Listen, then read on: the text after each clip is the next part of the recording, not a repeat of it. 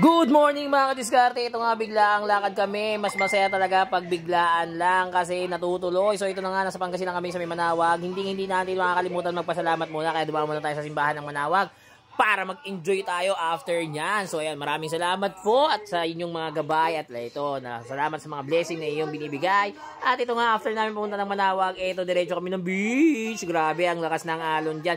Sa totoo lang, napakasarap maligo dyan, napakapino ng buhangin. Hindi nga lang maputi pero napakapino at ang sarap sa paa ng mga buhangin na yan. Tsaka minsan masarap din mag-relax paminsan-minsan. So ito na nga, tamang enjoy lang kami. At napakasarap dun sa dagat kasi nga ang sarap nung alon, ang sarap niyang magmasahe. So ito after nun, biyahe na naman kami. Hindi namin alam kung saan kami pupunta nito. Bahala na si Batman kasi nga, nag-enjoy lang kami. Kumbaga, nagliliwaliw lang muna. Enjoy life kasi nga, napakasarap naman talaga mag-enjoy. So, yun. After nga pala noon, dito pala kami dadali nitong kumpare namin sa Batis na to. Batis ba? Sapa? Or what? Ayan. Yun nga lang, nung nandyan na kami, ayan, si Buntis, nakikita nyo yung naka-stripe na yan, si Buntis, bigla na lang nagyaya. Ang sabi niya, wag na daw kami dito, pumunta na lang daw kami ng Baguio. So far, napakaaga pa naman. Kaya, ayun, bigla-biglaan nakapag-desisyon kami, wala kaming kaalam-alam, walang kaisip-isip, talagang diretso na after nyan.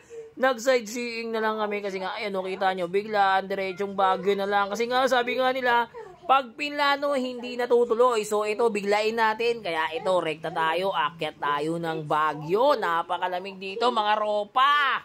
O, tara, biyahin na. Napakasarap talaga magbakasyon. Kahit paminsan-minsan, kailangan mo yan. Dapat mag-relax at mag-enjoy ka rin paminsan-minsan. Minsan lang naman, di ba? So, pagkatapos niyan, ayan, pabalik ka rin naman sa reality, kaya enjoy mo na habang nandyan ka pa. So, syempre kapag nasa Baguio, hindi ka pwedeng hindi dadaan dito. Napakamura ng mga gulay dito. Biro nyo, broccoli dito, 150 lang, 5 kilo.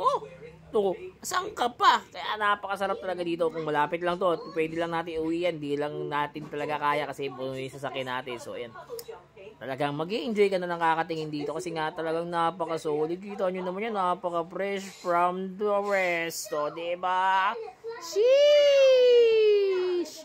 Ang sarap niyan mga kadiskarte. Napakasarap talaga. Ayan, no? Si Madam, kumusta ka naman, Madam? Kumusta ang buhay-buhay? Pero, syempre kapag nandyan ka, dapat dadaan ka dito kasi hindi mo wala sa road trip sightseeing yan. Ulo ng Baguio. So, ayan na, tara. Mag-enjoy na lang muna tayo. Enjoy the moment, mga kadiskarte. Have fun with your family and your tropa. Kaya nga mas maganda talaga pag biglaan. So, may nakita nga pala kaming falls malapit dun sa may ulo ng leon na yun. Pinuntahan na rin namin yan. Din, sinadya natin yan kahit papano. Okay naman din yung view, hindi nga lang namin nalapitan kasi nga di rin namin alam yung daan at kung pwede ba talagang puntahan. So yan, tamang picture na lang kami, video, picture. And so, bahala na si Batman. After nito, wala na kaming gagawin kasi nga ilang araw na rin kami dito, mga kadiskarte. Kailangan na natin bumalik sa Manila kasi marami tayong kliyente nag-aantay. Pero ayun nga, ulitin ko, enjoy lang natin yung buhay. Kaya tara, let's go, biyahe ulit. See you next.